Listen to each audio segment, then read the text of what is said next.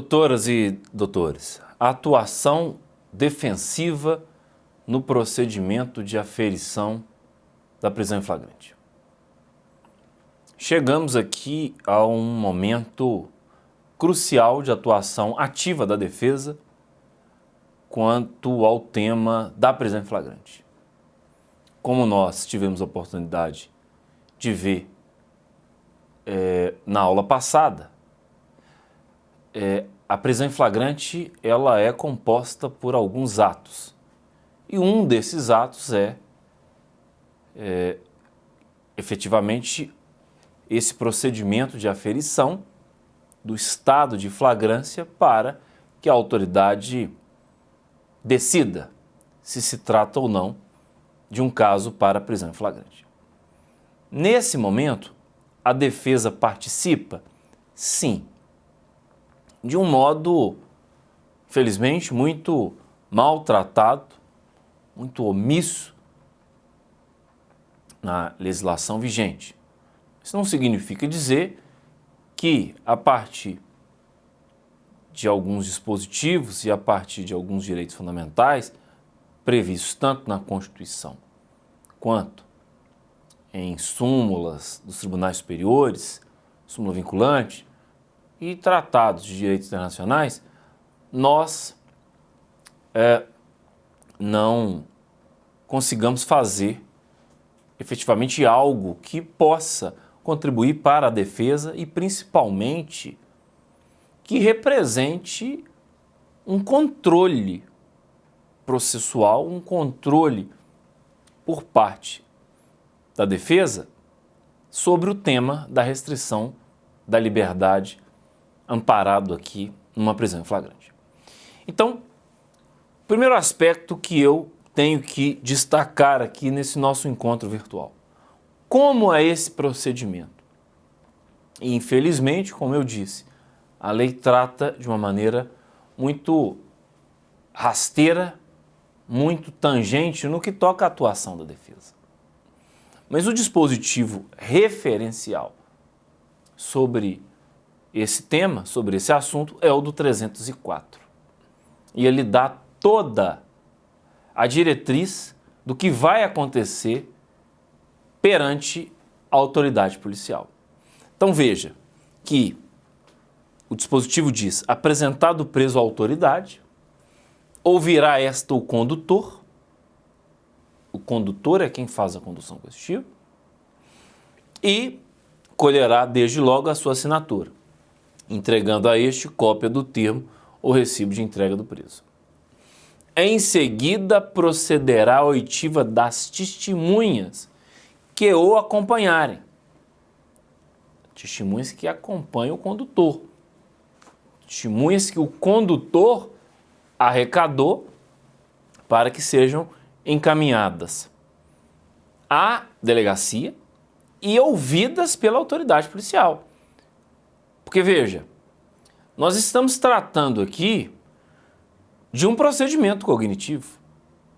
O delegado ou a delegada de polícia realiza, para aqueles que ainda não tiveram a oportunidade de participar de um procedimento anterior, antecedente a uma prisão em flagrante, ele realiza, ou ela realiza, a autoridade, uma verdadeira instrução, uma mini instrução, evidentemente com dados bastante precários, e dados esses que são, na maior parte dos casos, arrecadados pelo próprio condutor, que pode ser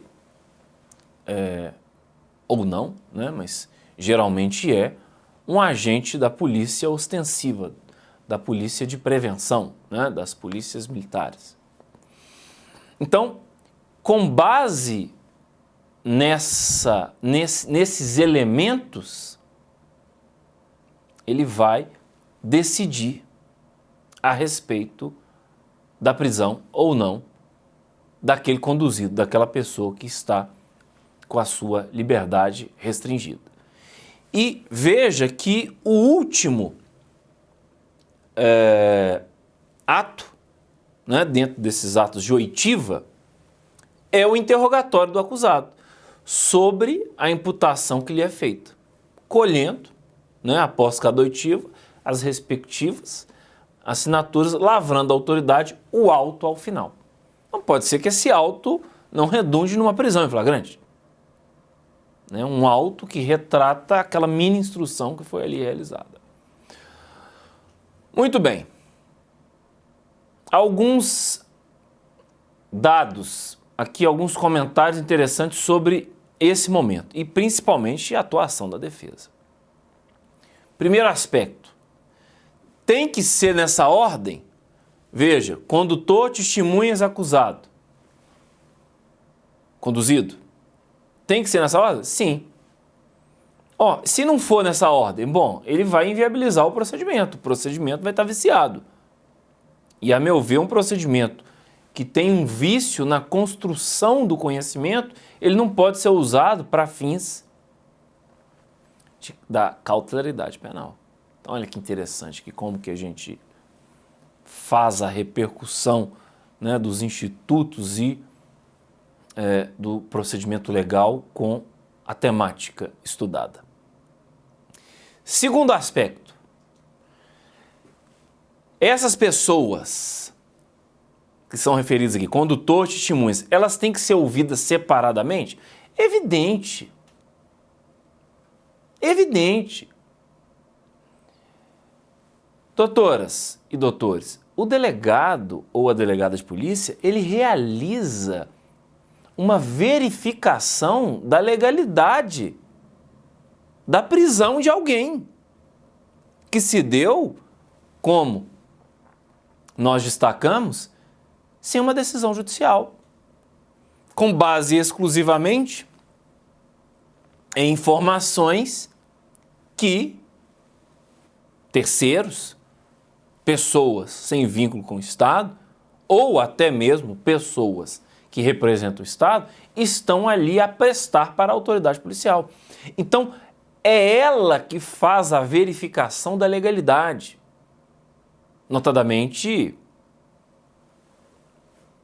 da tipicidade penal e da tipicidade processual penal, no que toca aqui às hipóteses do 302. Então veja, eu não posso permitir que o conhecimento que a autoridade policial está ali produzindo para fins de restringir uma liberdade de alguém seja um procedimento viciado, com base, por exemplo, em combinações prévias. E eu sustento isso, nós estamos sustentando isso, não porque está escrito na lei, mas porque a Constituição atribui à autoridade policial essa função de controle e, primeiro ali, baluarte, primeiro garantidor dos direitos dessa pessoa que está com a sua liberdade restringida. Ele não é um chancelador da atividade de polícia. E isso fica forte com a leitura do parágrafo 1º do artigo 304. Porque ele diz lá, resultando das respostas fundadas suspeita quando conduzido, a autoridade mandará recolhê-lo à prisão. Ou seja, que respostas? A autoridade policial faz perguntas. E se ela faz perguntas, o mesmo tratamento tem que ser dado ao tratamento da parte relativa às testemunhas do Código, notadamente a partir do artigo 201. Então elas têm que ser ouvidas separadamente e ouvidas oralmente. Ah, professor, mas a PM chega lá com um boletim de ocorrência pronto, com a redação pronta e o depoimento dos policiais que chancelaram, por exemplo, a fala do condutor, é exatamente a cópia do boletim de ocorrência. Então, condutor e testemunhas, também policiais, prestaram o mesmo depoimento, com base num texto prévio que, eventualmente, foi ali apresentado a título de boletim de ocorrência, a título de notícia do fato. Veja que um procedimento assim é completamente viciado. o delegado ou a delegada não aferiu absolutamente nada daquela prisão. Enquanto a lei não tornar obrigatória a filmagem desse ato, que o ato tem que ser oral. A lei não diz que o ato tem que ser datilografado em termo. A lei está dizendo aqui que ao final ele vai lavrar o auto relativo à decisão e principalmente o que precedeu aquele ato, aquela decisão administrativa. Então perceba que isso é de muita importância. Tá, mas onde é que entra aí a atuação da defesa, do advogado? Bom, aí aqui você vai ter que ter um cuidado, né? Você vai ter que ir tateando aqui para saber onde você pode ir, onde você pode registrar ou não. Porque geralmente, quando o advogado chega, quando a família, né, ou o próprio preso consegue fazer contato com o advogado, já se fez a oitiva do condutor e das testemunhas. Seria possível que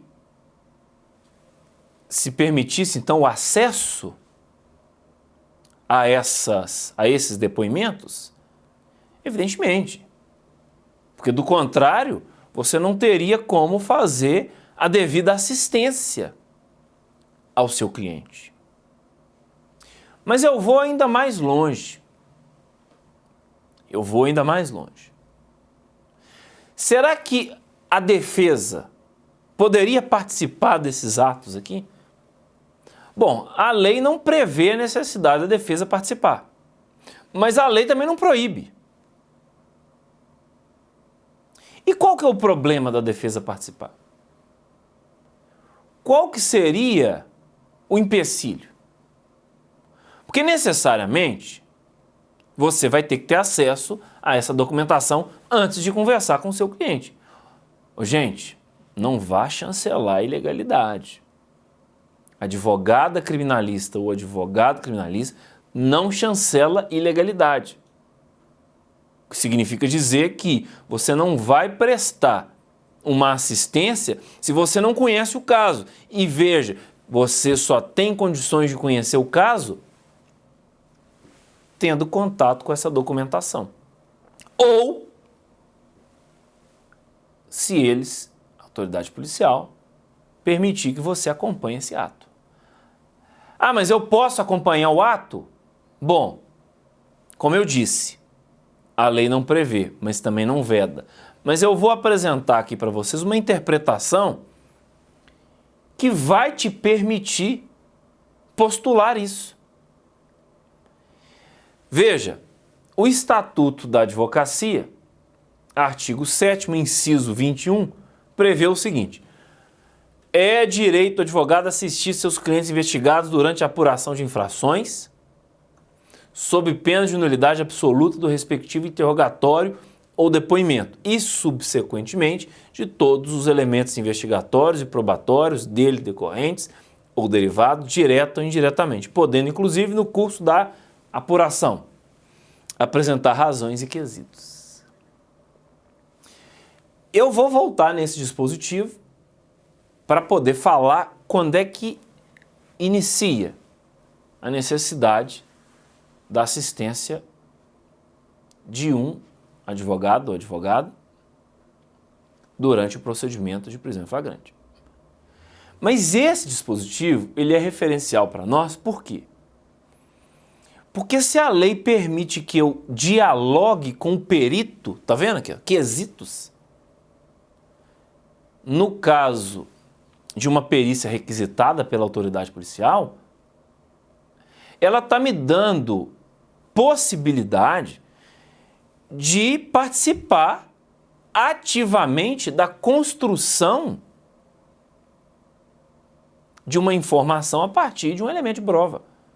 E veja, se eu estou diante de uma testemunha, se eu estou na delegacia e a testemunha vai prestar um depoimento, por que não permitir a participação da defesa? Evidentemente que você pode pedir com cuidado, com respeito, com inteligência e com diplomacia para participar. E seria também interessante a realização de alguma pergunta? Se a autoridade permitir, por que não? E eu lembro aqui uma vez em que eu participei de uma oitiva, aliás, de um procedimento de aferição da prisão em flagrante, e eu solicitei a realização de uma pergunta. A autoridade achou interessante a pergunta que eu fiz, permitiu que eu fizesse outras, e foi exatamente a partir das perguntas que eu fiz que o caso foi esclarecido ali mesmo, no procedimento de prisão em flagrante, e nem sequer redundou numa acusação penal contra o meu cliente. Então veja que interessante e que eficiente pode ser a atuação da defesa nesse momento. Mas aí você vai ter que avaliar se seria, né, conveniente ou não a sua participação como defensor ou como defensor. Tá. Professor, cheguei lá na delegacia, já teve os depoimentos ou estava em curso, mas não me permitiram a entrada. O que eu faço? Bom, primeiro, você vai ter que ter acesso ao que o condutor e as testemunhas falaram. Do contrário, você não ativa essa parte aqui do dispositivo. Ó. Assistir aos seus clientes investigados durante a apuração. Porque como é que eu posso assistir alguém no sentido de prestar a ele uma assistência jurídica se eu não sei o que se passa? Se eu não sei o que está acontecendo naquela investigação? Pô, mas investigação? Você está doido? Fala, o procedimento da prisão em flagrante é o primeiro ato da investigação. É o ato que vai deflagrar uma investigação. E aí ele já começa, obviamente, com uma restrição da liberdade. Ele já começa com a própria prisão.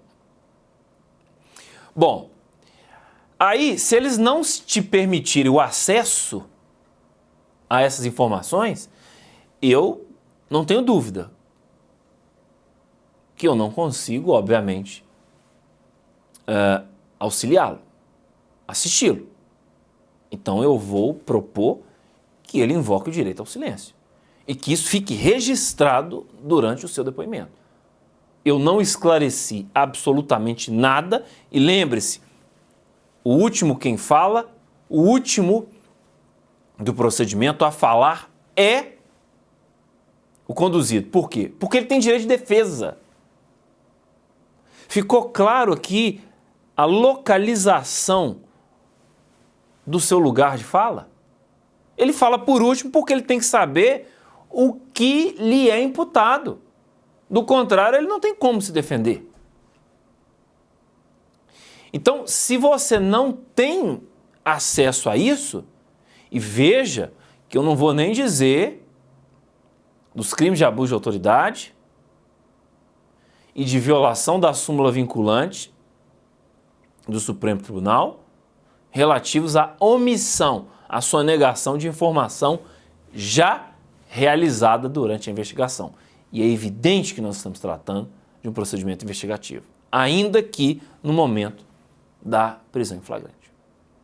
Então, a solução aqui, a meu ver, não seria outra senão a orientação de que aquele cliente, de que aquela pessoa permanecesse em silêncio. Porque não tem como você exercer a defesa se você não sabe o que lhe está sendo imputado. Bom, mas aí nós temos aqui outros problemas. E esses outros problemas eu vou inaugurar com essa tela aqui, com esse slide. Direito de defesa, quando do procedimento do artigo 304. Veja que a lei, Estatuto da OAB, foi alterada pela lei de abuso de autoridade e se incluiu o seguinte dispositivo, artigo 7º-B. Constitui crime de abuso de autoridade, eu estou colocando aqui em colchete para destacar, violar direito ou prerrogativa do advogado prevista nos incisos. Aí o que nos interessa aqui, inciso 3, ó, comunicar-se com seus clientes, pessoal e reservadamente, mesmo sem procuração, quando estes se acharem presos, detidos ou recolhidos. Então, olha só. Olha só. Ô, gente, por que vocês acham que isso aqui hoje está previsto na lei como crime de abuso de autoridade? Seria um mero capricho da legislação? Não! É porque isso acontece diariamente. Então veja, qual que é o problema disso aqui? O problema é que você não tem condições de proporcionar o direito de defesa ao seu cliente. Se você não tem um encontro reservado com ele, o que isso significa? Não pode ter ninguém no mesmo espaço ouvindo a sua conversa com ele. Porque senão vai ficar comprometida a defesa. Ah, mas em que sentido que isso aparece? Imagine se ele está ali para te noticiar que ele foi vítima de um abuso de autoridade, de uma denunciação caluniosa, de uma prisão ilegal. E o responsável pela prisão está presente. Alguém tem alguma dúvida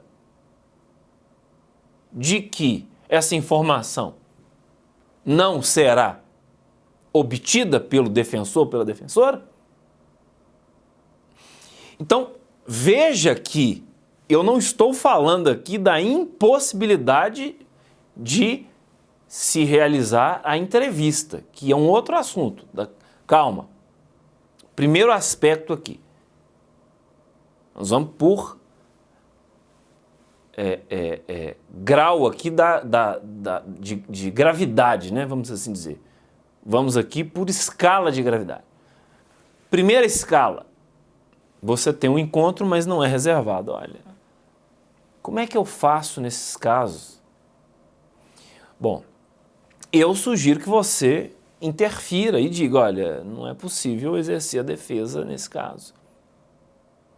Por quê? Porque a lei me concede aqui um encontro reservado. Se você não conseguir meramente com essa postulação, é possível que você acione as comissões de prerrogativa, os delegados de prerrogativa da Ordem dos Advogados. E se tudo der errado, aí você vai orientar que o seu cliente fique em silêncio.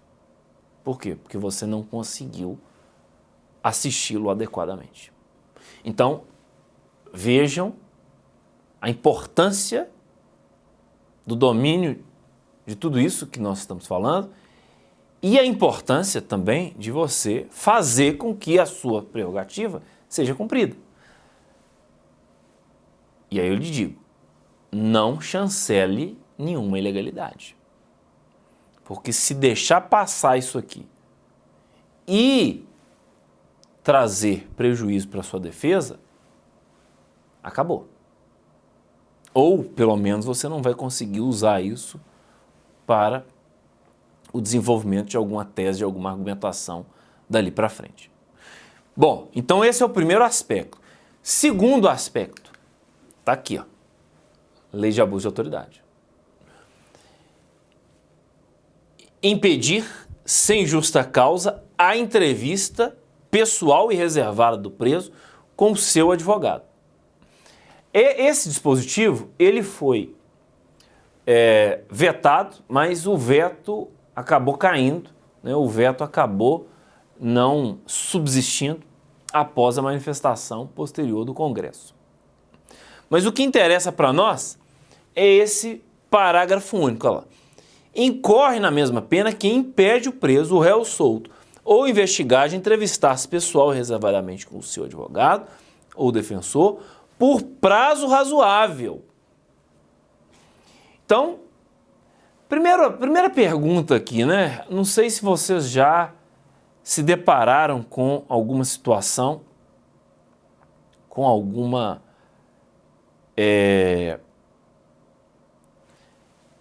alguma atuação profissional que lhe demandou esse tipo de pergunta, né? A partir de qual momento que o preso tem direito ao advogado? Bom, a Constituição não vedou isso. Aliás, não regulou isso. A lei também não regulou. Mas a partir do momento em que o sujeito está preso, ele tem o direito de assistência por meio de um advogado. E principalmente se ele está prestando algum depoimento, ainda que no linguajar policial, informalmente. Então veja, isso é bastante comum, porque como a lei não regulamenta a partir de qual momento que o advogado necessariamente deveria entrar na aferição desse procedimento, gente, é muito complicado isso, porque às vezes a família consegue te contactar e o procedimento está em curso na delegacia, você não consegue, por exemplo, chegar a tempo. Então, eu sugiro assim, se você foi contactado e você não sabe qual é o estágio do procedimento perante, né, o órgão aí policial, que você tente de alguma maneira comunicar-se lá, e a comunicação eu sugiro que seja formalizada, né, por algum instrumento aí, né, de comunicação por texto, para que você, olha, estou indo, estou a caminho. Por gentileza, não realize a oitiva dele até o momento em que, ou antes de eu chegar, porque ele tem advogado e ele tem direito de ser assistido por um advogado. E pode acontecer deles acelerarem lá justamente para que o advogado não consiga chegar. Então, eu acho que é importante você pelo menos tentar fazer isso, né? E, posteriormente, isso ser usado em prol da defesa. Agora, e se eles nem sequer permitiram o acesso ao preso? E principalmente antes da oitiva. E por um prazo razoável. E aí? Bom, e aí que nós vamos chegar naquele mesmo ponto. A orientação não pode ser a orientação defensiva, senão aquela de exercer o direito ao silêncio. Porque se você não conversou com ele, e se você não expôs para ele tecnicamente quais são os limites e o alcance da acusação e da qualificação jurídica da conduta que lhe é imputada, como é que você vai promover a defesa? Como é que você vai assisti-lo adequadamente? E, infelizmente, alguns maus policiais fazem isso por chicana, por estratégia,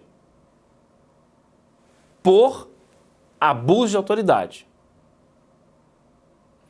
E, evidentemente, que você não vai compactuar com um tipo de ilegalidade dessa.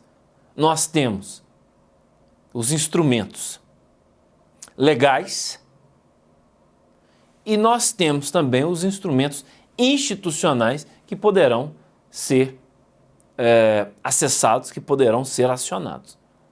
Então, a minha mensagem aqui, a minha palavra é difícil atuar nesse procedimento? É difícil, mas nós temos procedimento, nós temos alguns dispositivos que permitem a nossa atuação, ou pelo menos que permite que você afira a legalidade daquele procedimento. Então, essas, doutoras e doutores, seriam as considerações para esse importantíssimo tema e aguardo revê-los aqui no nosso próximo encontro, onde continuaremos a discutir esse interessante tema para a advocacia criminal.